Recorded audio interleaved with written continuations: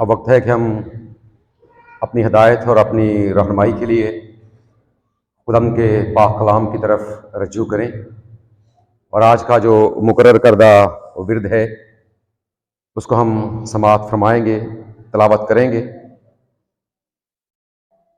اور اس حوالے کا تعلق نئے عہد نامے کے ساتھ ہے۔ خداوند کے زندگی بخش پاک کلام میں سے نیا عہد نامہ کرنتھیوں کی کلیسیا کے نام لکھا گیا پولس رسول کا خط، اور اس کا 5واں باب اور اس کی پہلی آیت۔ کرنتھیوں کی کلیسیا کا نام لکھا گیا پولس رسول کا دوسرا خط اور اس کا 5واں باب اور 5ویں باب کی پہلی آیت۔ کتاب مقدس میں یوں مرقوم ہے، کیونکہ ہم جانتے ہیں کہ جب ہمارا خیمے کا گھر جو زمین پر ہے گرایا جائے گا تو ہم کو خدا کی طرف سے آسمان پر ایک ایسی عمارت ملے گی جو ہاتھ کا بنا ہوا گھر نہیں بلکہ ابدی ہے۔ پاک کلام کا پڑھا اور سنا جانا ہم سبوں کے لیے باعث برکت ہو، آمین۔ عزیزو، جیسا کہ ہمارے علم میں یہ بات ہے کہ آج ہم سب خداوند اپنے خدا کی حضوری میں موجود ہیں تاکہ اس کی عبادت کریں، اور ہم اس بات سے بھی واقف ہیں کہ آج ہم سب اس عبادت میں اس لیے موجود ہیں کہ خدا نے اپنے اس عہد، اپنے اس قول، اپنے اس قرار اور اپنے اس اصول اور قانون کو ہماری بہن اور ہماری بیٹی سریا کی زندگی میں پورا کیا اور اسے اپنے پاس واپس بلا لیا، اور آج ہم اس کی یادگاری عبادت میں شریک ہیں، میموریل سروس کی عبادت میں شریک ہیں۔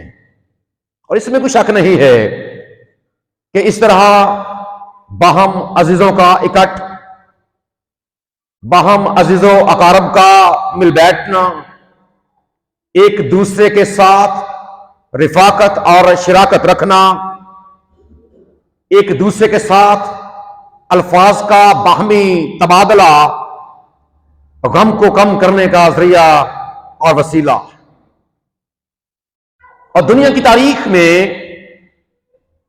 لوگ اسی طرح نہ صرف غم کے موقع پر بلکہ اس کے ساتھ خوشی کے موقع پر بھی اکٹھے ہوتے ہیں۔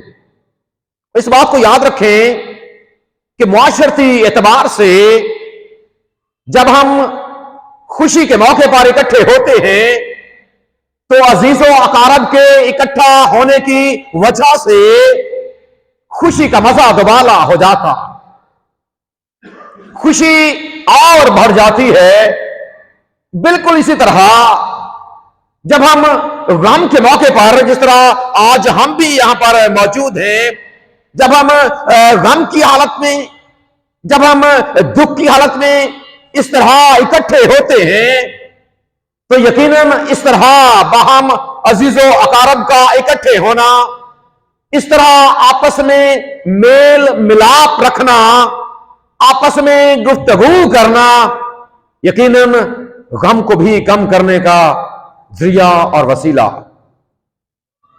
لیکن یہ بات یاد رکھیں، بطور ایماندار ہم سب اس بات سے بھی واقف ہیں کہ عزیزوں کا اکٹھ غم کو کم تو کرتا، لیکن حقیقی معنوں میں خدا کے پاک کلام میں تسلی اور تشفی کا پیغام موجود ہے، اور حقیقی تسلی، حقیقی تشفی اور حقیقی اطمینان ہمیں خدا کے پاک کلام کی جانب سے ملتا ہے۔ اور خدا نے اسی لیے اپنے پاک کلام کو ہمارے درمیان رکھا ہے تاکہ جب بھی ہماری زندگی میں کوئی ایسا موقع آ جائے اور ہم پریشان ہو جائیں کہ ایسا کیوں ہوا ہے، یاد رکھیں اس طرح کے اظہار یا اس طرح اپنے خیالات کا اظہار مختلف لوگ مختلف طریقوں سے کرتے ہیں. کئی لوگ نظموں کے ذریعے سے، کئی لوگ نثر کے ذریعے سے، اپنے الفاظ کے ذریعے سے، اور شاعر لوگ بھی اس طرح کے الفاظ دہراتے رہتے ہیں.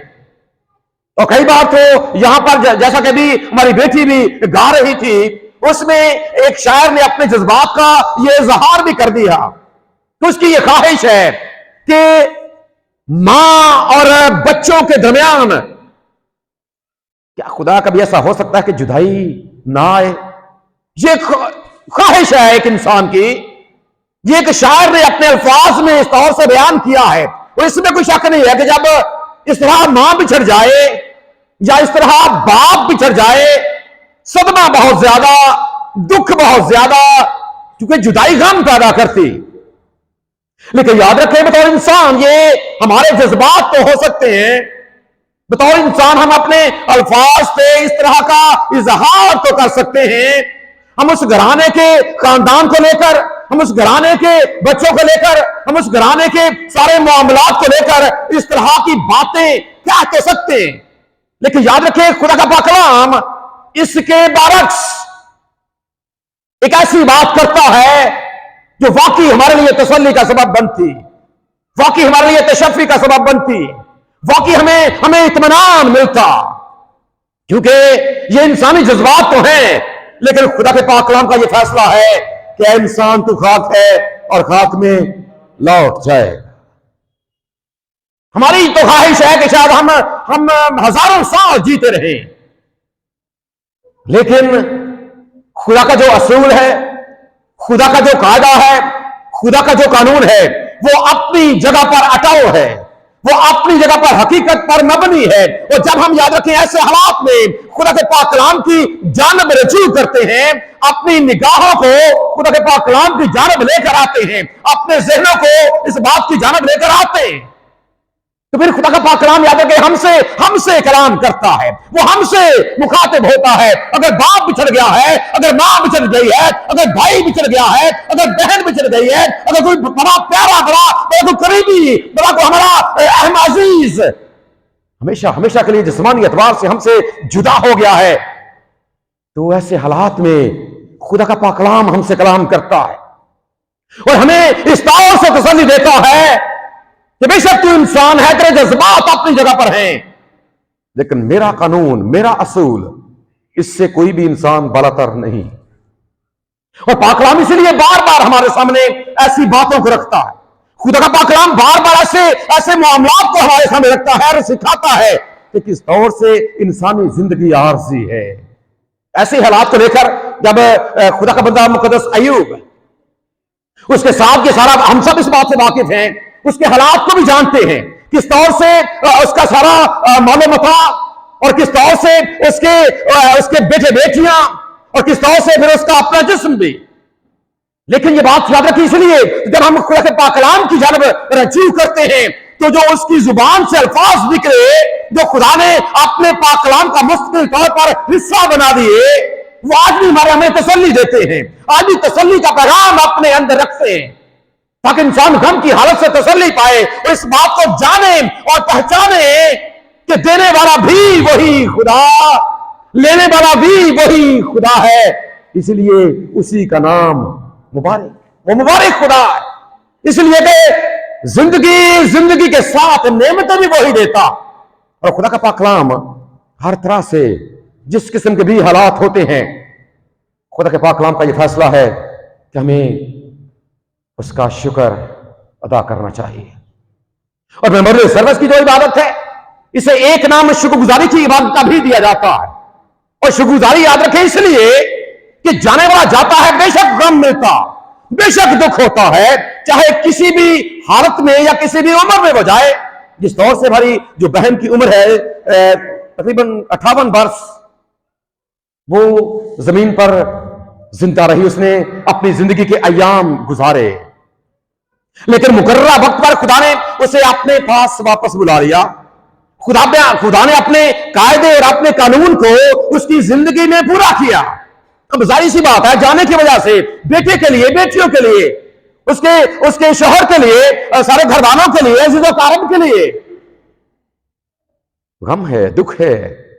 لیکن جب ہم دوسری جانب پھر خدا کی جانب اپنی نگاہوں کو لگاتے ہیں تو خدا یہی سکھاتا کہ میں اس کے لوگ ہونے کے ناطے سے، میں اس پر ایمان، یقین اور بھروسہ رکھنے والے لوگ ہونے کے ناطے سے اس انتظام کو دل سے قبول کرنا چاہیے. اور جب ہم دل سے قبول کرتے ہیں تو پھر واقعی خدا کا پاک کلام آپ کے قدموں کے لیے چراغ بنتا ہے، آپ کی راہ کے لیے روشنی بنتا ہے، اور پھر آپ زندگی کے میدان میں آگے بڑھ جاتے ہیں. اور انہی باتوں کو لے کر خدا کے بندے مقدس زبور نویس نے بھی اس بات کو دہرا دیا. اگر آپ 23واں زبور پڑھیں گے تو اس میں نے کہا کہ موت کی وادی میں سے میرا گزر ہو، میں کسی بلا سے نہیں ڈروں گا، اس لیے کہ تیرے عصا تیری لاٹھی سے مجھے تسلی. اور تسلی یہ ہے کہ جو ایماندار لوگ ہوتے ہیں، یاد رکھیں ہم شکر گزاری اس لیے کرتے ہیں کہ جانے والا بے شک چلا گیا ہے، جانے کی وجہ سے ہمارا دکھ اپنی جگہ پر، ہمارا غم اپنی جگہ پر، لیکن یاد رکھیں جو ایمان کی حالت میں جاتا ہے شکر گزاری کرتے ہیں اس کے لیے، نہ صرف ان نعمتوں کے لیے، نہ صرف اس زندگی کے لیے، بلکہ اس کے ساتھ جتنی نعمتیں ہمارا خدا اس کو دیتا رہا اس کی زندگی میں، ان کے لیے بھی، اور سب سے بڑھ کر اس بات کے لیے کہ جو جانے والا گیا ہے، سب سے اہم کام جو اس نے کیا ہے وہ یہ کہ اپنی زندگی کی آخری سانس تک اس نے اپنے خدا کو ترک نہیں کیا. وہ اپنے خدا کے ساتھ جڑا رہا، وہ اپنے ایمان کی حالت میں قائم رہا. اور اس لیے خدا کے بندے مقدس پولس رسول نے لکھ دیا تیموتھیوس کو خط لکھتے وقت کہ میں اچھی کشتی لڑ چکا، میں نے دوڑ کو مکمل کر لیا ہے، لیکن جہاں پر میں نے اور بہت کچھ کیا ہے، وہاں پر میں نے ایک سب سے بڑا کام جو کیا ہے وہ یہ ہے کہ میں نے اپنے ایمان کو محفوظ رکھا ہے. ایمان کو محفوظ رکھنا یہ سب سے بڑی بات ہے، اور یہ سب سے بڑی شکر گزاری کی بات ہے. اس لیے شکر گزاری کی بات ہے اسی کے حوالے سے خدا یسوع مسیح کی زبان مبارک کے یہ الفاظ ہے کہ جان دینے تک وفادار رہ تو میں تجھے زندگی کا تاج دوں گا. اور جسے زندگی کا تاج مل جائے اس نے اس عارضی زندگی کا کیا کرنا ہے. اس لیے جب بھی ہمارا کوئی عزیز ایمان کی حالت میں قائم رہ کر جاتا ہے، اور ہم سب اس بات کے گواہ ہیں کہ اپنی زندگی کے شب روز میں ہماری بہن کی زندگی اس بات کی گواہ ہے کہ کس طور سے اس نے ایمان کی حالت میں قائم رہ کر اپنی زندگی کے شب روز گزارے ہیں. اور ہمیں اس بات کا کبھی ہمیں امید ہے، ہمارا ایمان ہمارے خدم پر ہے کہ وہ یقیناً بے شک وہ ہم سے تو جدا ہو گئی ہے، لیکن موت کے دروازے میں سے گزر کر وہ ہمیشہ کی زندگی میں داخل ہو چکی ہے. اور یہ سب سے بڑی تسلی کی بات ہے. وہ تو چلی گئی ہے، لیکن ابھی تک میں اور آپ اس زمین پر رہ کر پردیسی اور مسافر ہیں.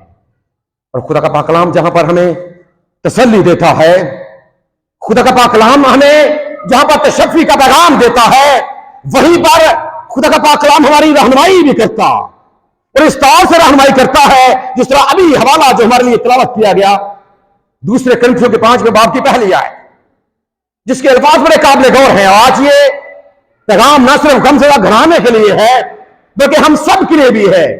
اور خدا کا بندہ لکھتا ہے کیونکہ ہم جانتے ہیں، کیا ہے جی؟ کیونکہ ہم جانتے ہیں. جمع کا صیغہ اس نے استعمال کیا، اس نے اپنی بات بھی کی ہے، اس نے اپنے مخاطبین کی بات بھی کی ہے، اور آج وہ اپنے خط کے ذریعے سے وہی خدا کا بندہ مقدس پولس رسول ہزاروں سال پہلے اس نے یہ بات کرنتھس کی کلیسیا کو لکھی، اور خدا نے اسے اپنے پاک کلام میں لکھوا دیا تاکہ جب علی پوچٹھا میں ایسا واقعہ ہو اور خدا کے لوگ اس حوالے کو پڑھیں تو وہ بھی اس بات کو جانے اور پہچانے کہ کیا وہ اس بات کو جانتے ہیں، کیونکہ ہم جانتے ہیں. اور آج ہم سب ذرا اپنی زندگی کے بارے میں بھی سوچیں، کیا ہم اس بات کو جانتے ہیں؟ اس نے تو لکھا کیونکہ ہم جانتے ہیں، اور یہ نتیجتاً بات کی گئی. جو کیونکہ کا لفظ ہے جب آپ اس کے آگے پیچھے پڑھتے ہیں تو اس کا مطلب یہ ہے کہ اس کے بعد جو آنے والی بات کی جانے لگی ہے وہ ایک نتیجہ ہے، وہ ایک ایسی بات ہے جو بڑی قابل غور ہے، اور وہ ایک ایسی بات ہے جو حالات اور معاملات کو سامنے رکھ کر نتیجے کے طور پر کی جا رہی۔ اور اس وقت یہ بات کرنتھیوں کی کلیسیا کے لیے، ان کے معاملات کو لے کر، اور آج یہ بات ہمارے لیے کہ کیا ہم اس بات کو جانتے ہیں؟ اور جاننے سے مراد یہ ہے کہ ہم اس بات پر ایمان رکھتے ہیں۔ جاننے سے مراد یہ ہے کہ ہمارا اس بات پر ایمان، یقین اور بھروسہ۔ اور جب بھروسہ کرتے ہیں تو پھر خدا کا پاک کلام آپ سے مخاطب ہو کر نہ صرف تسلی دیتا ہے، نہ صرف اطمینان دیتا ہے، بلکہ اس کے ساتھ وہ آپ کے قدموں کے لیے چراغ بھی بنتا، کیونکہ ہم جانتے ہیں۔ اب جانتے کیا ہیں؟ کس بات پر ایمان رکھتے ہیں، کس بات پر یقین رکھتے ہیں، کس بات پر بھروسہ کرتے ہیں؟ جانتے اس بات کو ہے کیونکہ ہم جانتے ہیں۔ اگلے لفظ کیا ہیں؟ اگلے لفظ ہیں جی کہ جب ہمارا خیمے کا گھر جو زمین پر ہے گرایا جائے گا۔ کیا اس بات پر ایمان رکھتے ہیں؟ بطور ایماندار کیا اس بات پر ایمان رکھتے ہیں؟ کیونکہ ہم جانتے ہیں کہ ہمارا جو زمین پر خیمے کا گھر ہے یہ گرایا جائے گا۔ اور اگر اس بات پر ایمان رکھتے ہیں تو میں یاد رکھیں، جب کوئی بھی گھر، اور گھر سے مراد یوں تو دیکھنے میں عمارت ہے، لیکن اصل معنوں میں چونکہ یہ ایک مبہم بات ہے، اس کے پیچھے اس کی تہ میں ایک اور بات ہے۔ خیمے کے گھر سے مراد یہ ہے کہ جو عارضی کو کہ خیمے کا گھر، ہم سمجھتے ہیں اس بات کو، خیمے کو آپ سب جانتے ہیں کہ جب کہیں پر کوئی ایسا معاملہ سیلاب آتا ہے یا کہیں پر زلزلہ آتا ہے، سب سے پہلے جو متاثرین ہیں ان کو خیمے دیے جاتے ہیں تاکہ وہ عارضی طور پر اس میں اپنا قیام کر سکیں، اور وقت گزرنے کے ساتھ ساتھ جیسے جیسے ان کا پکے مکان بن جاتے ہیں وہ دوبارہ سے اپنے گھروں میں آباد ہو جاتے ہیں۔ 2005 کا واقعہ آپ کو یاد ہوگا، اکتوبر کے مہینے میں، 2005 اکتوبر کے مہینے میں آپ کو پتا ہے زلزلہ آیا تھا۔ یاد ہے جی کسی کو؟ یاد ہے؟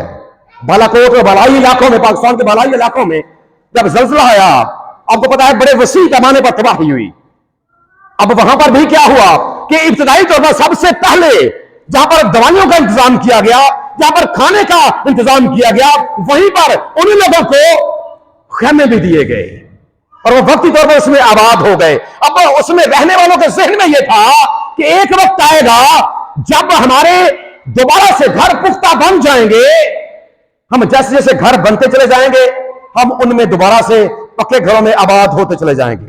اور اسی استعارے کو، اسی اشارے کو، اسی مثال کو بنیاد بنا کر، کیونکہ خدا کا بندہ مقدس پولس رسول خود بھی خیمہ دوست ہے، خیمے بنانے کا یہ کام کرتا ہے، اسے پتا ہے کہ خیمے میں رہنے والے لوگ عارضی زندگی میں ہوتے ہیں۔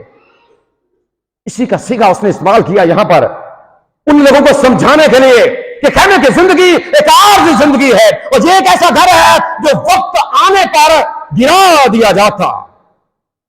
اور آج یہی بات، کیا ہم بھی واقعی اس بات پر ایمان رکھتے ہیں کہ خیمے کا گھر جو ہے وہ عارضی ہوتے ہیں؟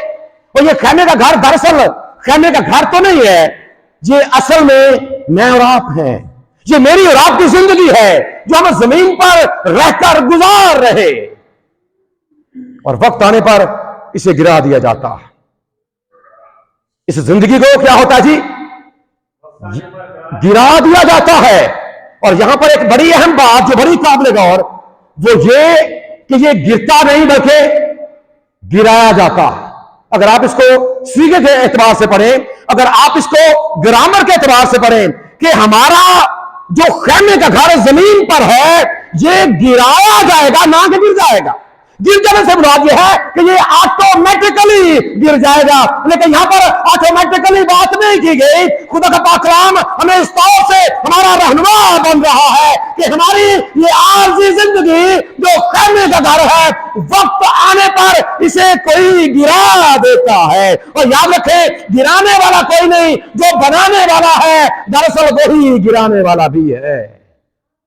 جو زندگی دیتا ہے، جو زندگی دینے والا ہے، وہی زندگی کو لینے والا بھی وہی ہے۔ زندگی دیتا کون ہے؟ جب خدا نے بنایا تھا آدم کو، پیدائش کی کتاب کا 2 باب اس کی 7ویں آیت، وہاں پر کیا لکھا ہے؟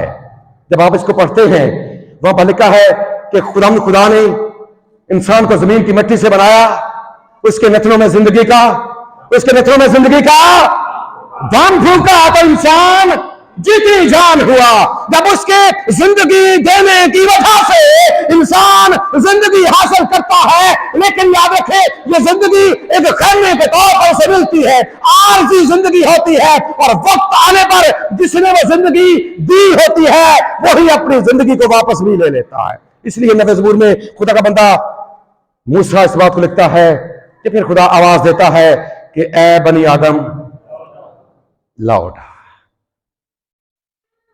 جو گھر کو بناتا ہے وہی اسے، کیونکہ ہم جانتے ہیں اور ہمارا بھی اس بات پر یاد رکھیں ایمان ہے، بطور ایماندار اگر آپ اس سے پہلے آپ اس بات پر ایمان نہیں رکھتے تھے تو آج اس بات کو جان جائیں کہ ہمارا بھی اس بات پر ایمان ہے کہ ہمارا خیمے کا گھر وقت آنے پر گرا دیا جائے گا، ہم بھی چلے جائیں گے۔ کسی کے پاس کوئی ایسا پرمٹ نہیں ہے کہ وہ سدا اس زمین پر آباد رہے، کسی کے پاس کوئی ایسی گارنٹی نہیں ہے۔ انسان کی بنائی ہوئی چیزوں کی تو گارنٹی ہے کہ یہ اتنے سال چلے گی، اتنے سال چلے گی، اتنے سال چلے گی، لیکن انسان کی اپنی زندگی کی کوئی گارنٹی نہیں ہے۔ پیدا ہونے کا بھی وقت، اور ابھی ہماری بہن نے اپنی دعا میں اس بات کا اقرار کیا کہ پیدا ہونے کا بھی اور مر جانے کا بھی، لیکن بتایا نہیں ہے، خدا نے بتایا نہیں ہے کون کہاں پر کیسے پیدا ہوگا اور کون کہاں پر کیسے کن حالات میں واپس چلا جائے گا، یہ اس کا اپنا انتظام ہے۔ کیونکہ ابھی ہم پڑھ رہے ہیں، ہمارا اس بات پر ایمان ہے کیونکہ ہم جانتے ہیں کہ ہمارا عارضی گھر جو زمین پر ہے یہ گرایا جائے گا، اور اسے جس نے بنایا ہے، کیونکہ جس نے بنایا ہے وہی گراتا ہے، اور ہم اسی بات پر ایمان رکھتے ہیں۔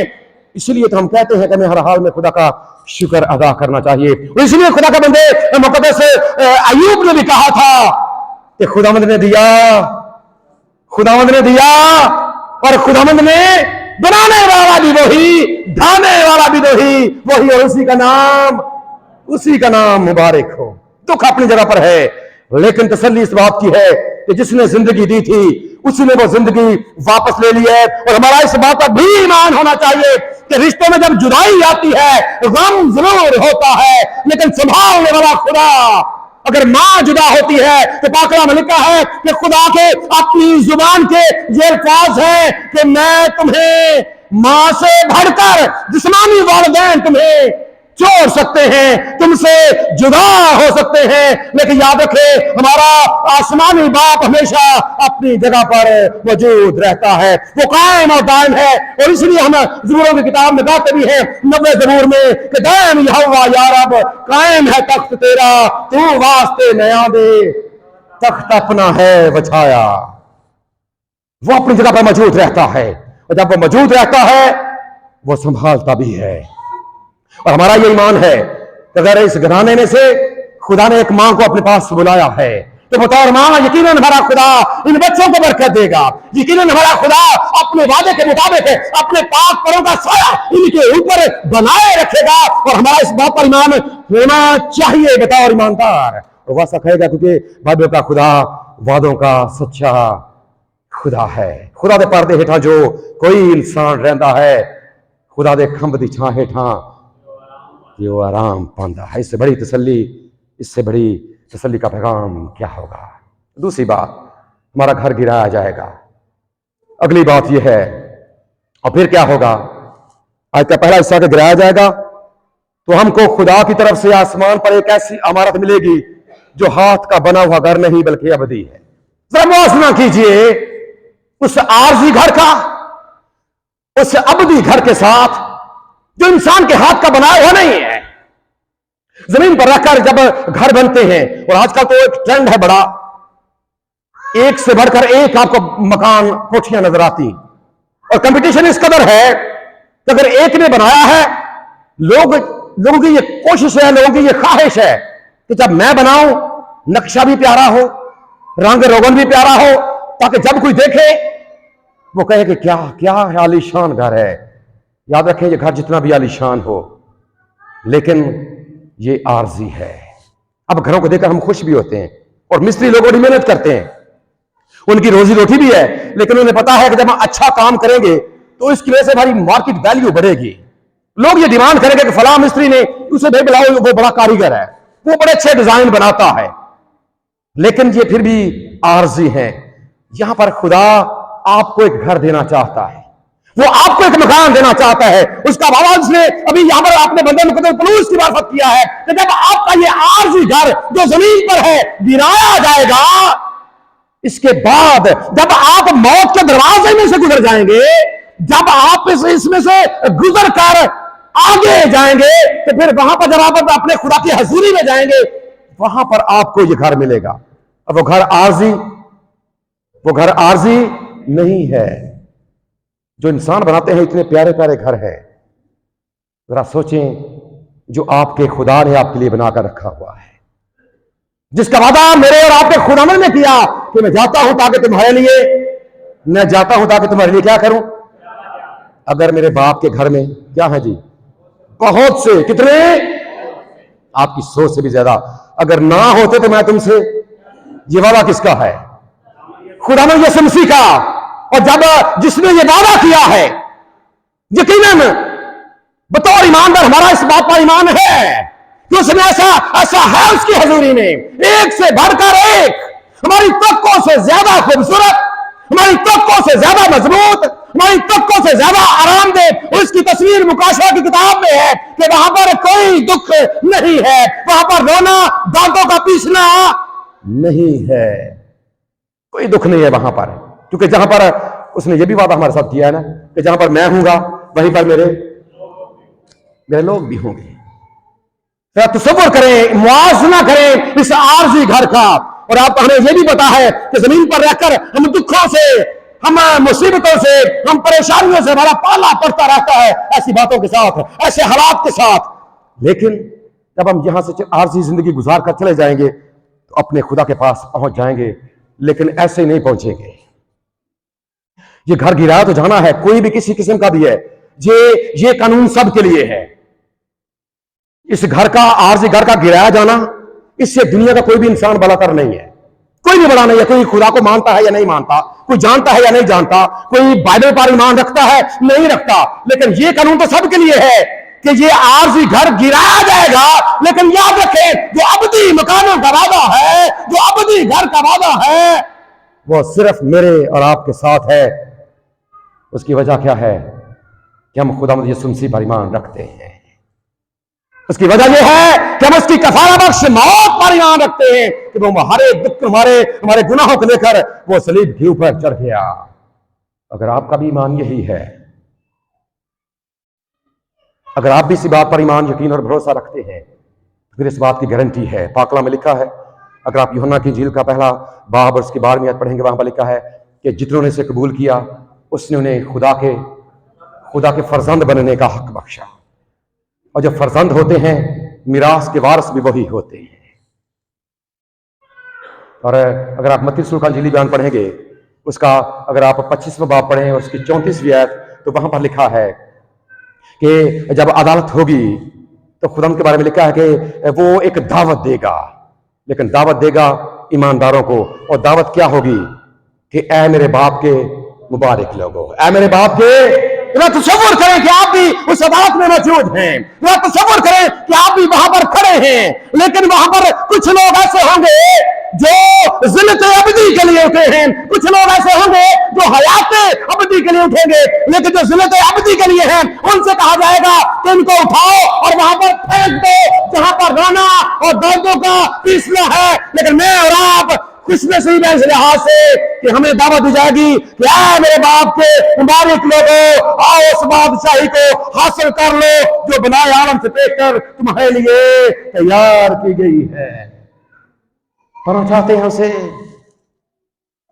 اگر پانا چاہتے ہیں, صرف ایک شرط ہے, صرف ایک شرط, اور وہ یہ ہے کہ خداوند یسوع مسیح آپ کا نجات دہندہ ہونا چاہیے. یہ وعدہ صرف اس کے لیے ہے کیونکہ ہم جانتے ہیں کہ ہمارا زمین پر جو عارضی گھر ہے یہ گرا دیا جائے گا, اور چونکہ گرا دیا جائے گا تو اس کے بعد ہمیں وہ ابدی گھر ملے گا جس کا وعدہ ہمارے ساتھ کیا گیا ہے. اور ہم اس تسلی کے لیے، ہم اس تشفی کے لیے، اس تسلی کے پیغام کے لیے، اس خوبصورت امید کے لیے جو ہمارے خداوند نے ہمیں دی ہے. اور یاد رکھیں خدا کا بندہ یہ بھی کہتا ہے تسلیکیوں کے 4 باب کی 13ویں آیت میں لے کے کہ اوروں کی مانند غم نہ کرو، اس لیے کہ جو امید تمہارے پاس ہے، جو تسلی تمہارے پاس ہے، وہ کسی اور کے پاس نہیں ہے. یسوع مسیح نے بھی کہا تھا کہ راہ حق اور زندگی میں ہوں، میرے وسیلے کے بغیر کوئی باپ کے پاس نہیں جا سکتا. اور ہم نے وہ راستہ چن لیا ہے اس لیے کہ ہم ایماندار لوگ ہیں. ہمارا بھی اس بات پر ایمان ہے. اور خدا کا بندہ وہیں پر لکھتا ہے کہ چونکہ وہ خود بھی بعض اوقات یہ باتیں ہمیں پریشان کر دیتی ہیں، موت ہمیں پریشان کر دیتی ہے، دکھی کر دیتی ہے، لیکن خدا کا بندہ لکھتا ہے کہ چونکہ ہمارا خداوند بھی زمین پر آیا، اس نے زندگی گزاری اور وہ بھی موت کا شکار ہو گیا. وقتی طور پر ہم یہ بات ہمیں دکھی بھی کرتی ہے کہ وہ بھی موت کا شکار ہو، لیکن آگے جو امید ہے وہ کیا ہے؟ وہ تیسرے دن مردوں میں سے جی اٹھا. اور جب وہ جی اٹھا ہے تو پھر یقیناً وقت آنے پر پاک کلام لکھا ہے کہ جب وہ ہمیں لینے کے لیے آئے گا تو ہم بھی ہوا میں اڑ کر اس کا استقبال کریں گے اور اس کے ساتھ ان ابدی مکانوں میں چلے جائیں گے. اور وہاں پر یہ بھی لکھا ہے کہ پس انہی باتوں سے تم ایک دوسرے کو تسلی دیا کرو. اور یہی تسلی کا پیغام، یہی تشفی کا پیغام آج ہمارے سامنے بھی ہے. اسی بات پر ایمان رکھتے ہوئے، اسی بات پر یقین رکھتے ہوئے، اسی بات پر بھروسہ رکھتے ہوئے کہ ہمارا خداوند ہمارے لیے قربان ہو گیا، اسی بات کو اپنے سامنے رکھتے ہوئے ایمان کے بانی اور کامل کرنے والے یسوع مسیح کو تکتے ہوئے اپنی زندگی کو گزارتے رہیں. اور خدا کے اس وعدے کا، خدا کی اس بات کا اور خدا کے پاک کلام کے اس حصے کا کہ خدا نے دنیا سے ایسی محبت رکھی کہ اس نے اپنا اکلوتا بیٹا بخش دیا تاکہ جو کوئی اس پر ایمان لائے وہ ہلاک نہ ہو بلکہ ہمیشہ کی زندگی پائے. ہمارا خدا اس پیغام کے وسیلے سے ہم سب کو برکت دے، اس غمزدہ گھرانے کو تسلی، شفی اور اطمینان عطا فرمائے. آمین.